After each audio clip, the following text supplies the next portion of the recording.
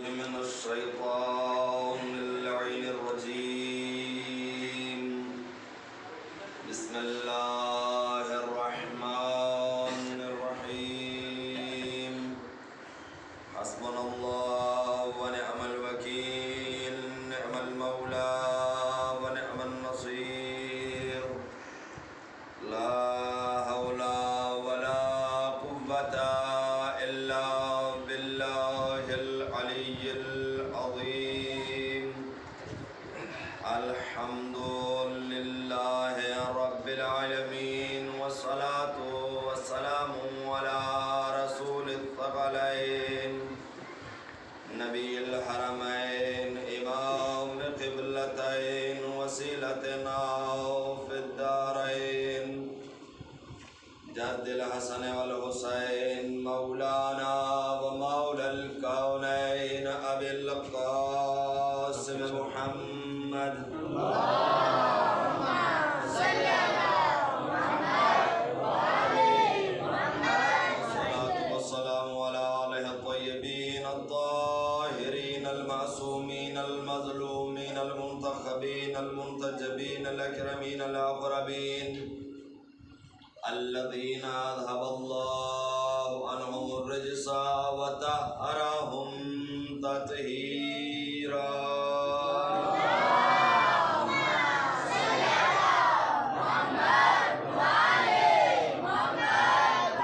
دائمة الباقية على أعدائهم وغاصبي حقوقهم ومنكري فضائلهم ومناقبهم ومصائبهم أجمعين، من عصرنا هذا إلى صباح يوم الدين. أما بعد، فقد قال الله تبارك وتعالى في القرآن المجيد والفرقان الحميد، وقوله الحق وهو أصدق القائلين. بسم الله الرحمن الرحيم. ادع إلى سبيل ربك بالحكمة والموعظة الحسنة، وجادلهم بالتي هي أحسن. صدق الله العلي العظيم. بعظمت محمد وآل محمد. اللهم صل على محمد وآل محمد. عزاداران امام مظلوم کربلا، سوگواران سید الشہداء، فرش اعضائے مظلوم کربلا پہ تشریف رکھنے والوں، یہ فرش اعضاء فرش ہی نہیں بلکہ عرش الہی ہے. کیوں؟ اس لیے کہ اس فرش اعضاء پہ جہاں ذکر محمد و آل محمد ہوتا ہے، یہاں انبیاء تشریف لاتے ہیں، خود سید المرسلین تشریف لاتے ہیں، ائمہ طاہرین تشریف لاتے ہیں، خود سیدہ اپنے فرزند پہ گریہ کرنے کے لیے تشریف لاتی ہے، ملائکہ کا نزول ہوتا ہے، اور جہاں یہ نورانی شخصیات آ جائیں پھر وہ فرش نہیں رہتی، عرش الہی ہو جاتی ہے.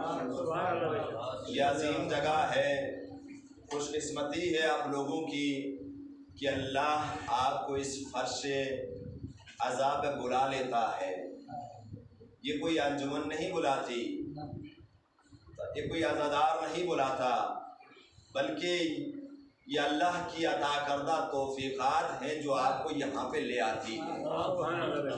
اپنے آپ کو خوش قسمت سمجھیں کہ اللہ نے آپ کو چن لیا اس لیے کہ آپ کائنات کو بلائیں. قرآن مجید کی جس آیت کریمہ کی میں نے آپ کے سامنے تلاوت کی ہے، اس میں بھی ارشاد رب العزت ہوتا ہے ادعو، بلاؤ، الی سبیل ربک، اپنے پروردگار کے راستے کی طرف، اپنے پروردگار کی طرف، اسلام کی طرف، دین کی طرف، صراط مستقیم کی طرف بلاؤ. اور یہ بلانا ہمارا وظیفہ ہے. کل اللہ کا رسول علی سے کہتا تھا کہ بلاؤ، سبحان اللہ، مجھے اللہ کی طرف से हुक्म हुआ है कि मैंने कुछ बताऊं। वानज़र अशीरतक अल-अक़रबीन कुरान मजीद की आयत है। कल अली की जिम्मेदारी थी बुलानी, आज अली वालों की जिम्मेदारी है बुलाना। जो कहता है मोहतरम, कल वहाँ पर भी उस जो बुलाने वाले और जो आने वाले थे उनके लिए एहतमाम करने वाले की भी एक जिम्मेदारी थी। वो कल अबू तालिब था, अबू तालिब का घर था। आज भी जिसको बुलाया जाएगा उसे खाली नहीं भेजा जाएगा, उसके लिए भी एहतमाम है, इंतजाम है। जो कहते हैं मोहतरम, कल अगर अबू तालिब थे, आज अबू तालिब को मोमिन मानने वाले उसके बेटे के नक्शे कदम पे चलने वाले हैं। जो कहते हैं मोहतरम, जो इंतजाम करने वाले हैं।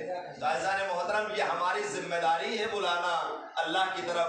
अगर हम और आप नहीं बुलाएंगे तो फिर कौन बुलाएगा? सन 61 हिजरी में इमाम हुसैन अलैहिस्सलाम ने रास्ते को जुदा कर दिया, एक लकीर खींच दी। चलो कुछ भी दीन हो, कुछ भी मजहब हो, कुछ भी फिक्र हो, कुछ भी हो, लेकिन एक लकीर खींच के दो हिस्सों में इंसानियत को जो है बांट दिया, एक हुसैनियत और एक यजीदियत। यजीदियत इस्लाम से, दीन से, हक से, अल्लाह से, अल्लाह के रास्ते से दूर करती चली जाएगी, हुसैनियत बुलाती चली जाएगी। अज़मत मोहम्मद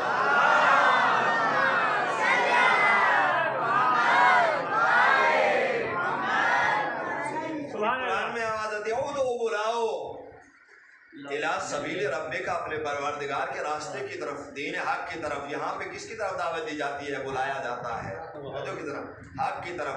यहाँ पे क्या बयान किया जाता है? सीरत अंबिया, सीरत रसूल अकरम, सीरत आइम्मा मासूमीन। ताजो के ज़रा मोहतरम, इस्लाम दीन यही बयान किया जाता है। ताजो की, और अल्लाह की कसम यही है ज़रिया हिदायत। ताजो के ज़रा मोहतरम, यही है ज़रिया हिदायत। क्योंकि अल्लाह ने जब देखा अपने इस बंदे को, जिसे अपने हाथों से खल्क किया था, बनाया था, ताजो कि इसे देखा कि ये जाहिल है, जाहिर सी बात है, जाहिल उसने बनाया है। खुद किसी ने तकाजा नहीं किया मुझे दुनिया में जाहिल भेजना। कि अल्लाह ने खुद इस इंसान को, और कुरान में इरशाद भी होता है ताजो के ज़रा मोहतरम, इस इंसान के लिए कि हमने इसे जाहिल बनाया है। और हम देखते भी हैं जो भी दुनिया में आता है ताजो कि उसके पास ना इल्म है, ना शुजाअत है, ताजो के ज़रा, ना आबरू है, ना इज्जत है, ना एहतराम है, कुछ भी नहीं है।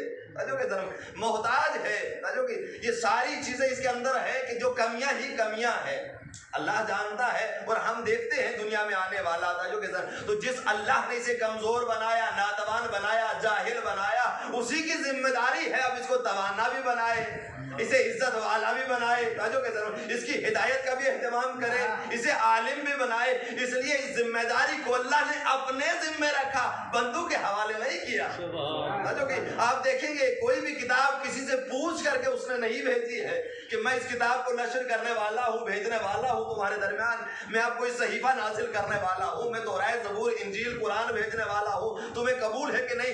नहीं, किसी से नहीं पूछा था। जब अल्लाह ने चाहा उतार दिया। जहाँ सहीफे की जरूरत थी वहाँ सहीफे को भेजा, जहाँ तौरात की जरूरत थी वहाँ तौरात को भेजा, जहाँ ज़बूर की जरूरत थी वहाँ ज़बूर को भेजा, जहाँ इंजील की जरूरत थी वहाँ इंजील को भेजा, जहाँ कुरान की जरूरत थी वहाँ कुरान को भेजा था। जो कि मोहतरम, और इसी तरीके से जो इनके साथ इनके लाने वाले, हम तक पहुँचाने वाले, जो कि इनको भी हमारी मर्जी से नहीं भेजा था। जो कि कहीं वोटिंग नहीं हुई था, जो कि कहीं शुरा, कहीं कुछ भी नजर नहीं आता है। किससे नहीं पूछा कि मैं अब मूसा को भेजता तुम्हें कबूल है कि नहीं? थोड़ा सख्त है, कबूल है कि नहीं? मैं इब्राहिम को भेज रहा हूँ, ये खुल्लत में बड़ा मशहूर है, बड़ी दावतें खिलाएगा, इसे भेजू कि नहीं? कबूल है कि नहीं? ताजो के ज़रा, यहाँ ये बिरयानी खिलाएगा, ये मुर्ग मुसल्लम खिलाएगा, कबूल है कि नहीं? मैं मोहम्मद मुस्तफ़ा को भेज रहा हूँ, तुम्हें कबूल है कि नहीं? ताजो के ज़रा मोहतरम, किसी से वोट नहीं मांगे, किसी से मशवरा नहीं पूछा, जब चाहा जिसको चाहा भेज दिया। और भेजने में भी क्या अंदाज है, अल्लाह की कसम। दामने वक्त में तो गुंजाइश नहीं कि मैं हर बात को इतनी बारीकी के सामने आपके सामने पेश करूं। अंदाज ये है कि बेहतर से बेहतर भेजता चला गया। इस हिदायत इंसानी कहा बुलाओ, ताजो की दावत दो, बुलाओ, यानी इसी को बताने के लिए बुलाओ। ताजो के ज़रा मोहतरम, यानी दावत इनके हिदायत के लिए दावत दो। अब जो अंदाज है अल्लाह का, ज़ात खुदा का, यानी बेहतर से बेहतर भेज रहा है। पहले अगर नबी को भेजा صرف نبوت تاجو کی طرح، پھر اس کے بعد اس نبی کو دوسرے نبی کو رسول بنا کر کے بھیجا، یعنی اس سے بہتر تاجو کی طرح، مطلب پھر اس سے بہتر، پھر اس سے بہتر. یہ میں نہیں کہہ رہا ہوں کہ کسی نبی کو کسی سے بہتر کرو، بلکہ قرآن کہہ رہا ہے دل کر رسول فضلنا بعضهم علی بعض. دوسرے پارے میں اٹھا کر کے دیکھ لیجیے ذرا محترم کہ بعض انبیاء رسولوں کو بعض سے بہتر بنایا، افضل بنایا تھا. یہ اس کا نظام ہے. کیوں؟ اس لیے کہ کل تک ابتدا میں یہ بشریت کا طفلانہ پن تھا، جو بچپنا تھا، وہاں ایسے کی ضرورت تھی، زیادہ بڑی کتاب کی ضرورت نہیں، صرف صحیفہ ہی کافی تھا. جو کہ صحیفہ کے ایک صفحے ہوتا ہے، جو کہ اتنا ہی اس کے لیے کافی تھا. جو کہ اب جب انسانیت بڑھتی چلے گی، فکر اس کی بڑھتی چلے گی، اس کے ضروریات اس کی بڑھتی چلے گی، اسی اعتبار سے جس نبی کو بھیجتا رہا وہ اسی تقاضے کے مطابق علم کے لحاظ سے بڑھتا چلا گیا تھا، جو کہ مقام کے اعتبار سے بڑھتا چلا گیا. اس لیے پہلے نبی بھیجا، پھر اس کے بعد اس سے بہتر رسول بنا کر کے بھیجا، پھر رسولوں میں اول العزم رسول بنا کر کے بھیجے. یہ قرآن کے ذریعے رسولوں کو انبیاء سے بہتر، پھر رسولوں میں اول العزم رسول کو رسولوں سے بہتر، پھر سب سے بہتر محمد مصطفیٰ کو سارے رسولوں کا سردار بنا کر. نعرہ تکبیر، اللہ اکبر، نعرہ رسالت، یا رسول اللہ، نعرہ حیدری، یا حیدری، یا رسالت.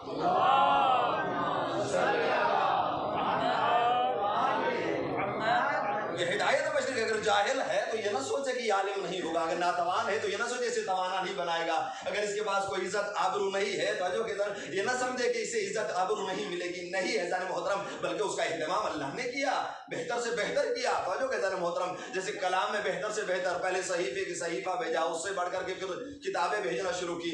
پھر جب یہ کلام مکمل ہوتا ہے تو قرآن کی شکل اختیار کر لیتا ہے. جب سب سے بہتر آتا ہے تو قرآن آتا ہے، پھر اس کا مقابلہ کوئی کتاب نہیں کر سکتی ہے. اور ان کے ساتھ جو اس قرآن کو، اس کلام کو بھیجنے والے کے آنے والے ہیں، ہم تک پہنچانے والے، انہیں بھی بہتر سے بہتر بھیجتا رہا، بہتر سے بہتر بھیجتا رہا، اور سب سے بہتر کو سب سے آخر میں بھیج کر کے اب کہا کہ میں اس سے بہتر تو نہیں بھیج پاؤں گا لیکن ان جیسے بھیجوں گا. اب اگر علی کو بھیجا تو محمد جیسا بنا کے بھیجا، حسن کو بھیجا تو محمد جیسا بنا کے بھیجا، حسین کو بھیجا تو محمد جیسا بنا کر کے بھیجا. اور یہ میں نہیں کہہ رہا، خود رسول کہتا ہے علی مجھ سے ہے میں علی سے ہوں، حسین مجھ سے ہے میں حسین سے ہوں، ان کا خون میرا خون ہے، ان کا گوشت میرا گوشت ہے، ان کی بات میری بات ہے، ان کی سیرت میری سیرت ہے. یہ مجھ سے ہے میں ان سے ہوں، یعنی یہ مجھ جیسے ہے میں ان جیسا ہوں. صلوات پڑھ دیجیے.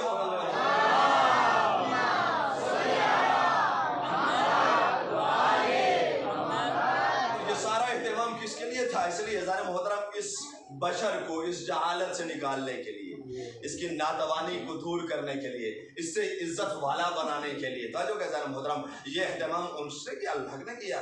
اللہ نے اس ہدایت کو جانتا تھا، اس کی ضرورت ہے. توجہ کہ ہم تو اس ضرورت کو شاید سمجھتے ہی نہیں ہیں، کیونکہ انسان دو عنصر سے مل کے بنا ہے. ایک اس کا عنصر خاکی ہے، ایک نوری ہے امر الہی کا جو کہتے ہیں جو اس کی طرف سے ہے. ایک کا تعلق زمین سے ہے، ایک کا تعلق آسمان سے ہے.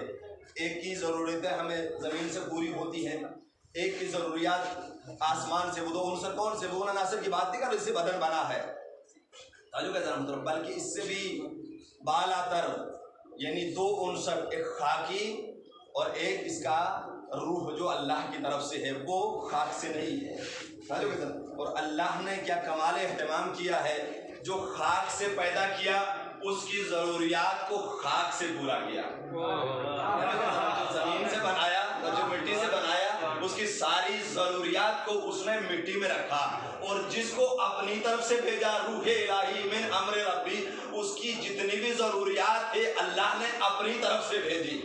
کہ کلام اس کی طرف سے، انبیاء اس کی طرف سے، ائمہ طاہرین ان کی طرف سے. کیوں؟ اس روح کو یہ دنیا والا کچھ نہیں سمجھ سکتا، اس کی غذا کا اہتمام نہیں کر سکتا. یہ عقائد ان ساری چیزوں کا تعلق روح سے ہے. اسی لیے ہم مانتے ہیں کہ اس کی ہدایت کرنے والے اس کی طرف سے ہو سکتے ہیں، دنیا کی طرف سے نہیں ہو سکتے. یہ دنیا کے پاس کی بات نہیں ہے کہ وہ ادھر سے ہاں دنیا والے اس بدن کے سلسلے میں جو خاک سے ہے، جو دنیا سے ہے، جو یہاں سے ہے، اس کے لیے اہتمام کر سکتا ہے۔ اور اللہ نے اس دنیا کے ان دونوں عنصر کو خود اس نے بنایا ہے، یعنی بدن کو بھی اس نے بنایا اور روح کو بھی اس نے بنایا۔ توجہ کے درمیان محترم، اس میں بدن کی بھی ذمہ داری بندے کے حوالے نہیں کی۔ اللہ کی قسم، کوئی اپنے طاقت بازو سے نہیں کھا سکتا ہے۔ توجہ کے درمیان محترم، اگر بنا کر کے لقمہ منہ میں بھی رکھ دے گا، اگر اللہ نہ چاہے تو اپنے گلے سے اتار نہیں سکتا ہے۔ توجہ کے درمیان محترم، اس لیے اللہ اسی کو کھلاتا ہے، تو جس کو چاہتا ہے کھلاتا ہے، عطا کرتا ہے۔ اسے مراد ہمارا دنیا نہ سمجھیے۔ ممکن ہے لوگ دنیا سمیٹ لیں، بوسو کو دیکھا کہ اتنے مالدار ہو گئے، جو کہ دنیا اتنی سمیٹ لی کہ اگر سونے کا لقمہ بنا کر کے سونا ہی کھاتے رہے پوری دنیا، تب بھی ان کا مال دولت ختم ہونے والا نہیں ہے۔ لیکن ہم نے اپنے آنکھوں سے دیکھا کہ جسے خدا نہ کھلانا چاہے، جو کہ خدا جس کو اس کے مال کو اس کا رزق نہ بنانا چاہے، تو وہ کوئی اپنے بل بوتے پہ، اپنی طاقت کے بل بوتے پہ اسے نہیں بنا سکتا ہے۔ ہم نے دیکھا کہ ڈاکٹروں نے بتا دیا کہ دیکھو اب تم گوشت نہ کھانا، جو کہ ایسی چرب غذا نہ کھانا، کیا کھانا؟ سوکھی روٹی کھانا۔ بھائی میں سونا کھا سکتا ہوں، اتنی میرے پاس مال ہے، دولت ہے، سب کچھ ہے، تو اس کا مطلب ہے دولت والا ہونا، اس سے یہ مراد نہیں ہے کہ وہ رزق کھا بھی پائے گا۔ نہیں سارے محترم، رزق وہی ہے جو اس کے لیے غذا بن جاتا ہے۔ رزق وہی ہے جو اس کے لیے غذا بن جاتا ہے، اور یہ آسمانی رزق بھی وہی ہے جو اس کے لیے غذا بن جاتا ہے، یعنی اس کے اعضاء اور جوارے میں نکھر کے سامنے چلا آتا ہے۔ یہ بھی سب کے لیے کام نہیں کرتا جیسے یہ سب کے لیے کام نہیں کرتا۔ اس لیے آپ نے دیکھا ہوگا کہ بہت سے تھے کہ یہ روحانی غذا ملتی بھی گئی لیکن ان کے اعضاء اور جوارے میں سامنے نہیں آئی۔ توجہ کی، کوئی نمرود بنتا ہے، کوئی شداد بنتا ہے، توجہ کی ذرا محترم، کوئی یزید بنتا ہے، کوئی عمر سعد بنتا ہے۔ توجہ کی، یہ بھی وہ لوگ تھے کہ ایسی بات نہیں کہ ان کے پاس علم نہیں تھا، انہوں نے کچھ نہیں سنا ہوا تھا، بلکہ ان کے لیے تو اسپیشل انبیاء کو لگایا گیا تھا۔ توجہ کی ذرا محترم، کیا کہا تھا؟ اذهب الى فرعون انه طغى، موسیٰ کو حکم ہوتا ہے جاؤ فرعون کی طرف، یہ گمراہ ہو گیا۔ ایک فرعون کا نام لے کر، یہ نہیں کہا عزیزان محترم کہ اتنی پوری قوم کی طرف جاؤ، نہیں، حکم ہوا کہ فرعون کی طرف انه طغى، وہ باغی ہو گیا ہے۔ اور یہاں سے یہ بھی اندازہ لگایا جا سکتا ہے کہ وہ پروردگار جو فرعون جیسے کے لیے بھی ہدایت کا اہتمام کرتا ہے، بندوبست کرتا ہے، جو اس کو نہیں مانتا، جو اس کے مقابلے میں کرسی لگا کے بیٹھ گیا کہ میں سب سے بڑا خدا ہوں، وہ کہنا تھا نا، اس کا یہ دعویٰ تھا نا، انا ربکم الاعلی، تو اس کی بھی ہدایت کا اہتمام کرتا ہے۔ تو جو اس کے ماننے والے ہیں، اس کا کلمہ پڑھنے والے ہیں، اس کی راہ پہ چلنے والے، کیا ان کی ہدایت کا اہتمام نہ کر پائے گا؟ صلوات پڑھ دیجیے عظمت محمد۔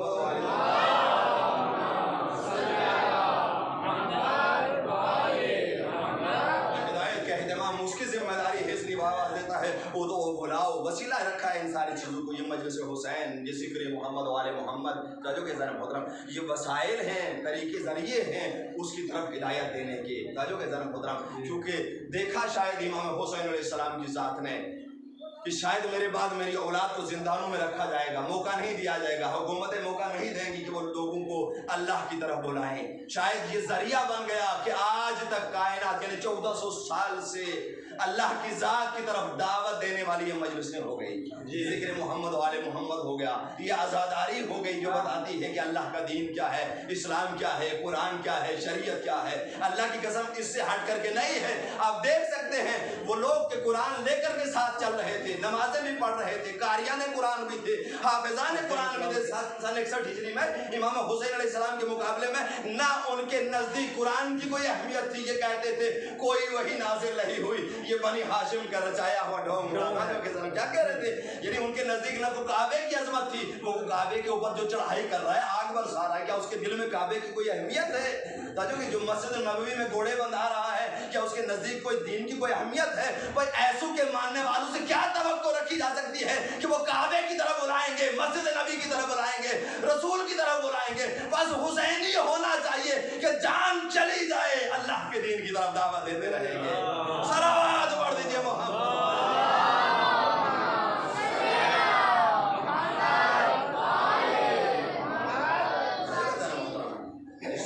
انسان کے لیے اگر یہ جاہل تھا تو یہ اپنی کمی نہ سمجھے، کو جہالت دور کرنے کے لیے اللہ نے اہتمام رکھا ہے۔ لیکن اس نے ہر زمانے میں ہاتھی بھیجا، وہ تو کیسا اللہ اکبر، اس کی قدرت، اس کی طاقت، اس کا علم کا کوئی اندازہ نہیں لگا سکتا۔ وہ سب سے پہلے کو نبی بنا کے بھیجتا، ہادی بنا کر کے بھیجتا، کوئی گمراہ نہ رہ جائے۔ وہ اپنے حجت کو پردہ غیب میں ہادی بنا کر کے رکھتا ہے. کائنات ختم ہونے وہ ختم ہونے والا نہیں ہے, ہدایت کا سلسلہ ختم ہونے والا نہیں ہے. اس لیے اللہ نے اس ذمہ داری کو اپنے ہاتھ میں رکھا, کسی بندے کے حوالے نہیں کیا. اس لیے بندے کی, اس انسان کی زیادہ تر, میں نے جب ابتدائی میں ہی کہا کہ اس عنصر کی طرف اس کا دھیان ہوتا ہے جو خاک سے ہے, وہ جو جہاں سے آیا ہوتا اسی سے پیار ہوتا ہے. کیوں ان ہستیوں کو اس سے پیار ہے کیونکہ ادھر سے آئی تھی. کیوں ان کے اندر دنیا کی لالچ نہیں ملتی ہے, سب کچھ ہے ان کے صدقے میں, لیکن ان سے لالچ نہیں ہے. ذرا محترم مولا کائنات, کائنات کا مولا ہے. ذرا محترم مال کی کمی نہیں ہے ان کے پاس, دولت کی کمی نہیں ہے. علی سے بڑھ کر کے کوئی کائنات میں دولت مند نظر ہی نہیں آ سکتا. جو کہ کائنات جس کے صدقے میں, یہ مانوی بات نہیں کر رہا ہوں, مادی اعتبار سے بھی کہہ رہا ہوں ذرا محترم, کیونکہ علی مدینے کے اندر اتنا بڑا صاحب میراث تھا کہ جس کی میراث کا اور جس کی آمدنی کے سال کی بچت کا جو خمس نکلتا ہے اس کے 5ویں حصے سے, یعنی اس بچت کے 5ویں حصے سے جسے خمس کہا جاتا ہے, اس سے پورا مکہ اور مدینہ پل سکتا تھا. پورا مکہ اور مدینہ پل سکتا تھا. خود جو بادشاہ عبد العزیز گزرا اس کے دور میں, اس نے جب یہ چاہا کہ میں علی کی ملکیت کو, زہرا کی ملکیت کو اسے واپس کروں, اور وقت کے امام کو بلایا کہ آپ حدود معین کریں تاکہ ہم الگ کر دیں اسے, جو کہ وہ فدق نام ہو, جو کچھ بھی ہو, ہم تاکہ اسے واپس کر دیں. تو جب میرے مولا نے اس کے حدود کو نشاندہی فرمائی تو جواب یہ ملا کہ اگر یہ سب کچھ آپ کا ہے تو پھر حکومت کیسے چلے گی مکہ اور مدینہ. تو اس کا مطلب ہے جس سے پورے مکے اور مدینے کی حکومت چلتی تھی وہ علی کی ملکیت تھی. سبحان اللہ. یہ دولت مند تھا علی, اور وہی دولت مند, وہی دنیا والا تھا جو کہ ذرا محترم یہ کہتا ہے کہ اے دنیا میں نے تجھے 3 طلاق دے دی, اللہ نہ چاہتا تھی. جو کہ ذرا محترم ادھر سے یہ بھی دیکھیے مولا کیا کہہ رہے ہیں. تو اس کا مطلب یہ ہے کہ وہ دولت مندی جس سے علی امیر المؤمنین بنتا ہے اور اپنے چاہنے والوں کو امیر بناتا ہے, وہ دنیا کسی اور چیز کا نام ہے, وہ دولت کسی اور چیز, وہ اس دولت کا نام ہے جو علی کے در سے ملتی ہے, جو رسول اللہ کے در سے ملتی ہے. مراد یہ نہ سمجھیے یہ تبرک جو کچھ لے کے آپ جائیں گے, نہیں ذرا محترم, جو چاہو گے وہ ان کے در سے ملتا ہے, یعنی ان کی مرضی سے جو ملتا ہے وہ اسے دنیا نہیں کہا جاتا بلکہ مزرعۃ الآخرہ کہا جاتا ہے. سبحان اللہ. جو کہ وہ مومن کی ضرورت ہے, وہ مومن کو ملنا چاہیے تھا. جو کہ لیکن اگر یہ مومن, اگر یہ دنیا والا اس امام کی طرف توجہ ہی نہ کرے, اس در کی طرف, اس در کا خیال ہی نہ رکھے, جو کہ محمد و آل محمد کی بات کا خیال ہی نہ رکھے, ادھر پشت کر لے, دنیا کی طرف رخ کر لے, تو پھر دولت مل سکتی ہے لیکن نمرود جیسی, اللہ کی قسم, پھر دولت مل سکتی ہے یزید جیسی, لیکن علی جیسی دولت نہیں مل سکتی. اگر علی جیسی دولت مند ہونا چاہتے ہو تو ضروری ہے کہ علی کے دروازے پہ جھکے جو یہاں ملتا ہو. صلوات پڑھ دیجیے عظمت محمد.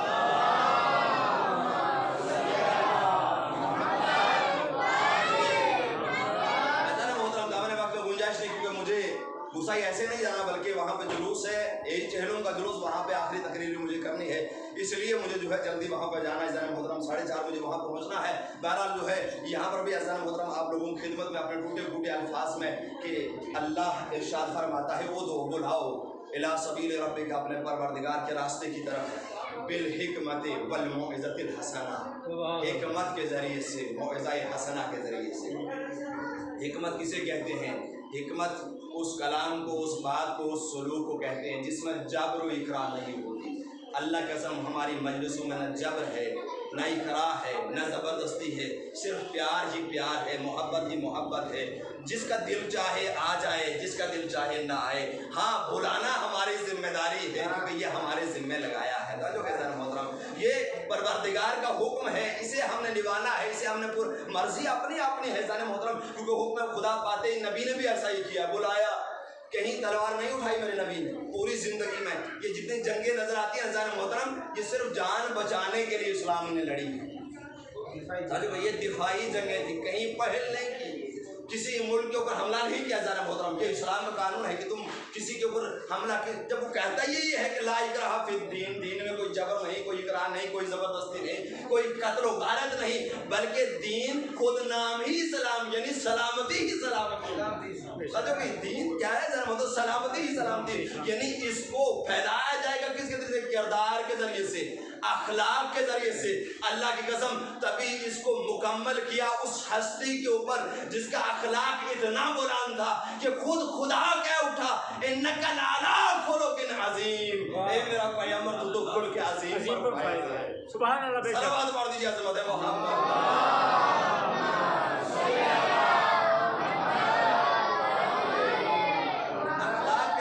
کردار کے ذریعے سے میرے نبی نے پھیلایا تھا جو کہ ذرا محترم طریقہ یہ ہوتا تھا کہ جو بھی حکم پروردگار اللہ کی طرف سے آئے تو اترتی تھی، میرا نبی بیت اللہ کے قریب جا کر کے بیٹھ جاتا تھا۔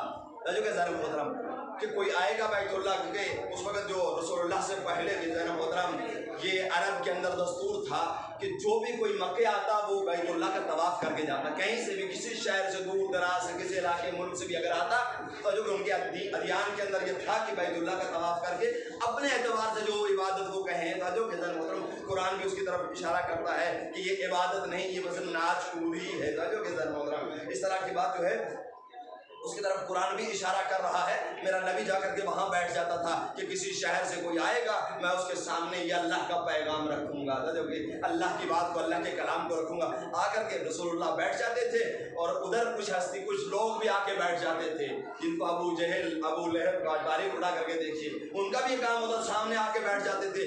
جو بھی کوئی خانہ کعبہ میں آتا تو اسے کہتے تھے دیکھو فلاں شخص جو سامنے بیٹھا ہے نا اس کے قریب نہ جانا، کیونکہ اگر قریب جاؤ گے تو یہ اپنے جادو میں پھنسا لے گا، یہ تمہیں اپنا گرویدہ بنا لے گا، پھر اس سے دور نہیں ہو پاؤ گے، تو پھر اس کے دین کو قبول کرنا پڑ جائے گا۔ اس کی باتوں کے اندر بڑی کشش ہے، کیونکہ میرے رسول کو کچھ تہمتیں لگائی تھی کفار، ابو جہل نے، ابو لہب نے، ان لوگوں نے یہ آ کر کے بیٹھتے تھے، لوگوں کو دور کرتے تھے۔ جو بھی کسی شہر سے آتا یہاں تک کہ جو اصرار کرتا تھا بھائی کیسے ہم واپس جائیں، ہم سے اپنے ملک والے شہر والے پوچھیں گے ہاں مکہ گئے تھے طواف کیا، کوئی نئی خبر وہاں سے لے کے آئے ہو؟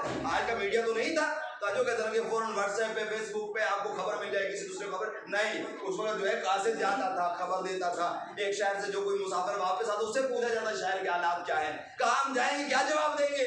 ہم یہ کہیں گے کہ شخص بیٹھا ہوا تھا ہم اس کے قریب نہیں گئے، ہم نے طواف کعبہ کو بھی چھوڑ دیا اس کی وجہ سے، دور ہو گئے اس سے نہیں، ہم نے جانا ہی جانا ہے۔ کہا اگر ٹھیک ہے تم اصرار کرتے ہو جانا ہی چاہتے ہو تو طریقہ یہ ہے کہ تم کانوں میں روئی ٹھوسو اور اس کے بعد جاتا کہ اس کی باتیں تمہارے کانوں میں نہ پڑ جائیں۔ اللہ کی قسم جو روئی ٹھوسے بغیر اس در پہ چلا آیا پھر وہ کافر نہ رہا، مشرک نہ رہا، مسلمان ہوتا ہوا نظر آیا۔ تو جو کہتے ہیں یعنی مکے میں جو رسول اللہ کے قریب آیا، جو رسول اللہ کے قریب آیا یا جسے رسول اللہ کے قریب آنے دیا، ایسا محترم نہ پھر مشرک رہا نہ کافر رہا بلکہ مسلمان بن کر کے رسول اللہ سے گیا، کیونکہ میرے رسول کا کردار ہی ایسا تھا، میرے رسول کی گفتگو ہی ایسی تھی، میرے رسول کا اخلاق ہی ایسا تھا، میرے رسول کی سیرت بھی ایسی تھی۔ صرف وہی بچے کہ جنہیں ابو لہب جیسوں نے قریب نہ آنے دیا، تاجو کہ جسے ابو جہل جیسوں نے قریب نہ آنے دیا، پھر وہ کفار قریش رہے یہاں تک کہ خود رسول اللہ کو ہجرت کرنا پڑ گئی کہ اب مکے میں میری بات نہیں پہنچ رہی ہے لہذا مدینے کو اختیار کروں۔ اب رسول اللہ نے مکے سے مدینے اور پھر مدینے سے آ کر کے اسلام کو پھیلانا شروع کیا، یہاں تک کہ وہ وقت آیا کہ مدینے سے جا کر کے اس مکے کو بھی فتح کر دیا اور فتح مکہ کا دن آ گئے۔ کچھ صلوات پڑھ دیجیے۔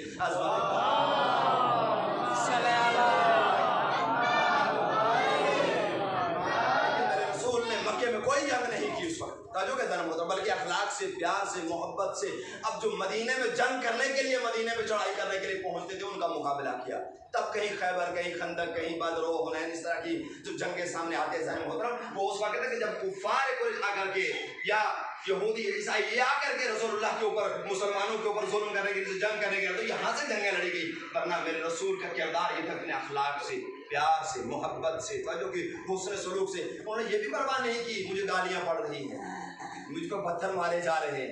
رسول اللہ کی سیرت ہوتا ہے کہ نکلتے تھے شام کو جب واپس آتے تھے لہولہان ہوتے تھے، پورا چہرہ سار بدن زخمی ہوتا تھا جب واپس آتے تھے، جو کم کس سے پتھر پڑتے وہ کہ جن کی ہدایت کے لیے جاتے، جن کو یہ کہنے جاتے تھے کہ میں تمہیں جہنم سے نکال کر کے جنت کی طرف لانے والا، میں تمہیں ہلاکت سے بچانے کے لیے آیا، ایسے لوگوں کے لیے جو ان کی ہدایت کے لیے نتیجہ یہ ہوتا تھا پتھر کھا گئے۔ وہ مشہور واقعہ تو آپ سنتے ہی رہتے ہیں، جانتے ہیں کہ ایک بڑھیا برابر انہیں پتھر مارتی تھی، اذیت دیتی تھی، کوڑا کرکٹ ڈالتی تھی، لیکن میرے رسول نے اپنا راستہ نہیں بدلا جب تک کہ خود اس کو نہ بدل دیا، پیغام کو جاری رکھا، بلاتے رہے، دعوت دیتے رہے، ایک دن خود مجبور ہو کر کے قدموں میں گر کے کلمہ پڑھنے لگے۔ یہ میرے رسول کی سیرت تھی، یہاں تک کہ ان کی سیرت میں ملتا ہے کہ ان کی بزم میں ایک یہودی جوان آیا کرتا تھا اور وہ वो आकर के इनकी बातों को सुन के चला जाता था, लेकिन मजबूर था कि वो इनके दीन को कबूल करे। कुछ मजबूरियाँ थी, कुछ घर की मजबूरियाँ थी, जो कि कुछ माशरे की, जो कि इसकी मजबूरियाँ थी, जिसकी वजह से वो इस्लाम को कबूल नहीं कर पा रहा था।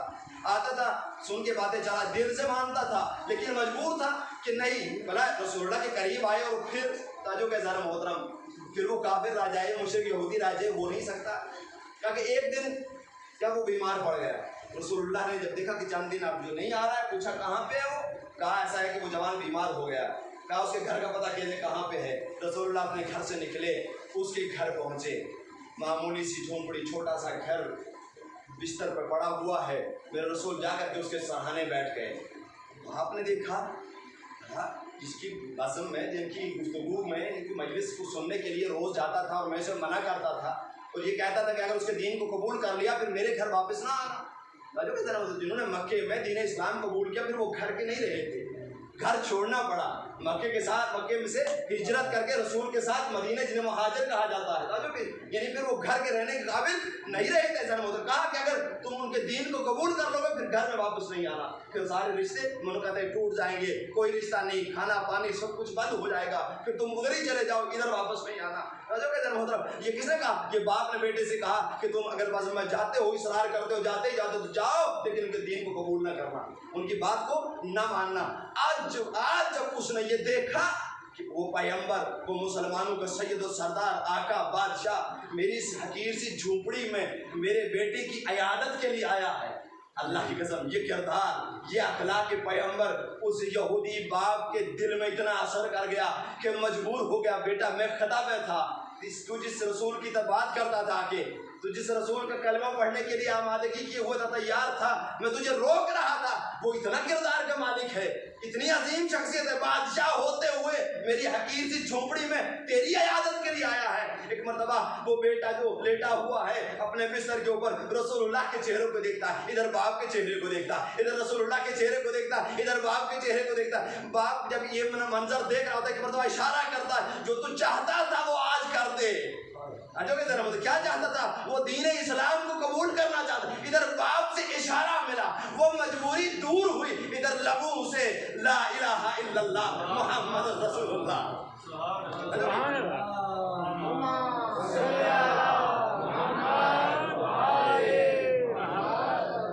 जैसे ही वो कलिमा पढ़ता है, अजब नहीं मेरा रसूल आवाज दे कि ये शख्स, ये बंदा मेरी बाज़म में आ रहा था, रोज़ मेरी मजलिस, मेरी गुफ्तगू में आ रहा था, भला मैं इसे कैसे काफिर मरने देता, मैं इसे कैसे यहूदी मरने देता, ताकि इसे मैं कैसे जहन्नुम में जाने देता। यानी जो मेरे हबीब के करीब आया, जो मेरे रसूल के करीब आया, यानी जो मोहम्मद व आले मोहम्मद के करीब आया, फिर वो जहन्नमी नहीं रहता है, वो जन्नती हो जाता है। जो कि जहन्नम उसी की किस्मत है जो इस दर से दूर है। एक और सलवात पढ़ दीजिए मोहम्मद।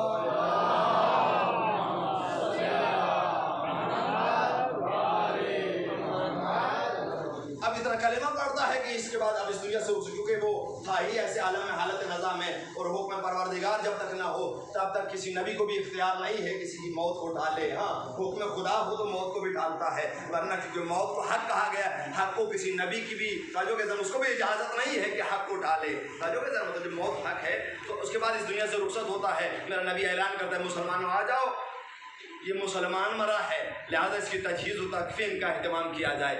अब गुस्ल कफन दिया जाता है, जनाजा उठा करके दफन करने चलते हैं, तो मेरा रसूल पंजू के बल चल रहा होता है। सुभान अल्लाह। जब पंजू के बल चल रहा होता है, एक मरतबा आकर के किसी साहब ने पूछा, या रसूलुल्लाह अब पूरा पाँव ज़मीन पे क्यों नहीं रखा, ये पंजू के बल क्यों चल रहे हैं? तो मेरे रसूल ने जवाब दिया कि इस जवान के इस जनाजे में, तशरीह जनाजा में इतने मलाइका हैं, इतने फरिश्ते हैं, मुझ जैसा पैगंबर भी अपना पूरा पाँव ज़मीन पे नहीं रख पा रहा। देखो ये है अज़मत दीन, ये है अज़मत इस्लाम, ये है जो कि अल्लाह का रास्ता, ये है अल्लाह की दीन कि जिसे अपनाता है फिर अपनाने के बाद उसका इतना अजीम हो जाता है कि आदमी तो आदमी है, मलाइका भी उसके जनाजे में शरीक होते हैं। आदमी ना पहुँच पाए को बड़ी बात नहीं है, अल्लाह अपने फरिश्तों को भेज देता है, अपने मलाइका को भेज देता है, जिसका फायदा उसके जनाजे में होता है। सलवात पढ़ दीजिए अज़मत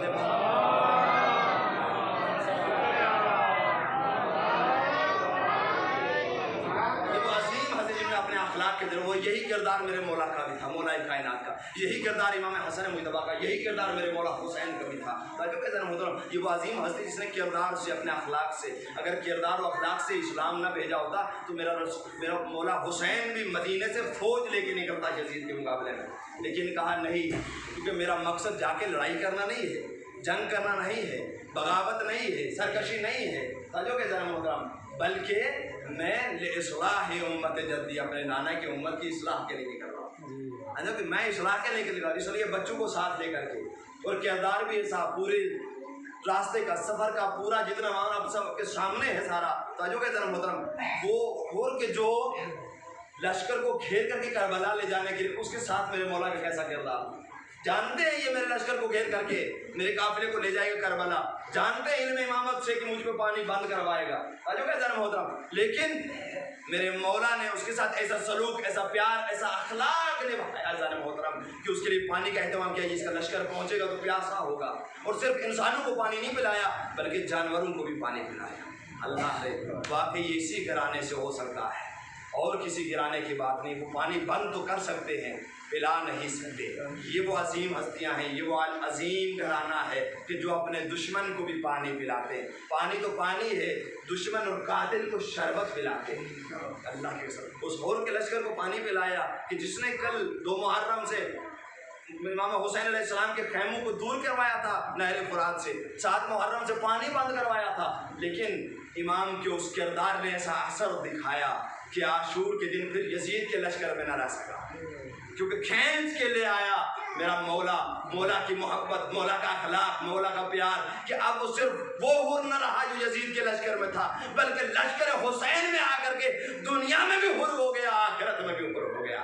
دنیا میں بھی آزاد ہو گیا، آخرت میں بھی آزاد ہو گیا. عزیزو، جو اس در کے قریب چلا آتا ہے پھر اسے دنیا کی اس جہنم سے بھی آزادی ملتی ہے، اور آخرت کی اس جہنم سے بھی آزادی مل جاتی ہے، کیونکہ یہ انسان حسین کا ہو جاتا ہے. یہ اس کا حسین اس کا ہو جاتا ہے کہ جو جنت کا مالک ہوتا ہے، جو جنت کا سردار و سید ہوتا ہے، یہ اس کے راستے پہ چلا آتا ہے. عزیزان محترم، اس دین کے لیے، اس ہدایت کے لیے، اس اللہ کی طرف دعوت دینے کے لیے آپ اگر دیکھیں گے کہ انہوں نے اپنی قربانیاں تک دے دی. انبیاء کو کتنی مصیبتیں، خود سید المرسلین پہ کتنی مصیبتیں، اور اس کے بعد بھی یہ مصیبتوں کا سلسلہ نہیں ٹلا. مولا کائنات کو قتل کیا گیا، امام حسن کو زہر دیا گیا، امام حسین کو شہید کیا گیا، یہاں تک کہ یہاں پر آ کر کے تو مظلومیت کی انتہا ہو جاتی ہے، ظلم بھی اپنی انتہا پہ پہنچ جاتا ہے. ایسا ظلم کائنات میں نہیں دیکھا کہ صرف جو ہے قتل ہی نہیں کیا گیا بلکہ بچیوں کو اسیر بھی کیا گیا، بہنوں کو، ماؤں کو اسیر کر کے پھر کربلا سے کوفہ، کوفے سے شام. اور آج آپ ان ہستیوں کا کہ جن کا ذکر ہوا ہے چہلم منانے کے لیے آپ لوگ جمع ہوئے ہیں. یہ ان عظیم ہستیوں کا چہلم ہے جن کا در حقیقت چہلم نہ منانے دیا گیا. آج رکھو اللہ، اس کے آنکھ میں مر جانا ہے نا، اس کی بہنیں، اس کے رشتے دار اس کے گھر کو نہیں چھوڑتے. بہنوں سے اگر پوچھا جائے بھائی گھر کیوں نہیں جا رہی ہیں، اپنے شوہر کے گھر کیوں نہیں جا رہی ہیں، آواز دیتے ابھی اپنے بھائی کا چہلم نہیں ہے، کیسے جائیں. اللہ اکبر. کوئی زینب سے پوچھے جب کربلا چھوڑ رہی ہے تو بھائی کا جنازہ بغیر دفن کے پڑا ہے، خاک کربلا پہ بچوں کے جنازے پڑے ہیں، علی اصغر کا جنازہ پڑا، چھوڑ کے چلے گئے. اس کے لیے، حسین کے لیے، اس دین کے لیے، ہدایت کے لیے، اس پیغام کے لیے جو آج تک ہم کائنات کو دے رہے ہیں، انسانیت کو دے رہے ہیں. محسن انسانیت ہے ذات حسین، کائنات کو جو درس کربلا دے رہی ہے، یہ فرش اعضاء یہ مجلس دے رہی ہے. میرے مولا حسین کی بچے اسیر ہو کر کے کوفہ، اور کوفہ سے شام، پھر وہ منزل آئے کہ آج شام سے رہائی ہو کر کے دوبارہ کربلا آ رہی. آج چہلم کرنے، ہم بھی چہلم کرنے آئے ہیں، لیکن ہمارے چہلم کرنے میں زینب کے چہلم کرنے میں فرق ہے. ان ماؤں کے چہلم کرنے کے اور ہمارے چہلم کرنے میں بڑا فرق ہے. شرط رکھی، ہم تب تک رہائی کا پروانہ نہیں لیں گے جب تک یزید ہمیں یہ نہ بتائے گا کہ ہمیں کربلا لے جائے. ہمیں کربلا سے ہو کے گزرنا ہے، کیونکہ کچھ مطالبات رکھے تھے. جناب زینب جب یہ سنا تھا سید الساجدین سے کہ امام آپ کو رہائی کا حکم مل گیا، تو امام نے جا کر کے جناب زینب سے فرمایا کہ ہمیں رہائی کا حکم مل گیا۔ جناب زینب نے یہ جواب دیا کہ بیٹا جا کر کے یزید سے کہو ہمارے کچھ مطالبات ہیں، جب تک وہ پورا نہ کرے ہم نے جانے والے۔ کہ کیا مطالبات ہے بوبی اماں، کیا مطالبات پیش کرو؟ کہا سب سے پہلی شرط یہ ہے کہ ہماری امانتوں کو واپس کیا جائے، ہماری لوٹی ہوئی چیزوں کو واپس کیا جائے۔ حضرت کو اللہ میں کہوں گئے شہزادی، کربلا میں صرف جھولا ہی نہیں ٹوٹا، یہ صاحب جھولا علی اصغر بھی ٹوٹ گیا تھا، جوانیاں ٹوٹ گئی تھی، گودیں ٹوٹ گئی تھی، یہ یزید کس کو واپس کرے گا؟ حضرت کو اللہ خدا کو کسی کا من رہائے، کہا کہ ہماری امانتوں کو جب تک واپس نہ کرے۔ کہا دوسری شرط بھی اماں کیا رکھو؟ کہا دوسری شرط یہ رکھنا کہ ہمارے لیے ایک جگہ معین کی جائے، گھر خالی کرایا جائے جہاں میں اپنے بھائی پہ گریہ کروں، ماتم کروں، مجلس کروں۔ حضرت کو اللہ کہا تیسری شرط کیا؟ کہا تیسری شرط یہ ہے کہ اگر ہمیں مدینے بھیجنا چاہتا ہے، ہم جب تک کربلا نہ جائیں گے، چہلم نہ کریں گے، ہم مدینے نہ جائیں گے۔ ہاں عزیزو، اب ان شرطوں کے اوپر عمل ہونے لگا۔ عزیزو روایت بتا دی، گٹھڑی آئی، گٹھڑی کو کھولا گیا، کیا امانتیں نکلی؟ جس گٹھڑی کے اندر کچھ چادریں نکلی۔ زینب نے آواز دی، رباب تیرا پردہ واپس آ گیا، تیری چادر واپس آ گئی، لیلا تیری چادر واپس آ گئی۔ زینب نے اپنے چادر کو سر پہ لیا، اس کے بعد دیکھا ایک چھوٹی سی چادر اٹھائی۔ اب بی بی کس کو بلائے؟ ارے چادر کو اٹھانا تھا۔ رباب اٹھی، شہزادی یہ چادر میرے آئے گا، میں سکینہ کو دے دیتا ہوں۔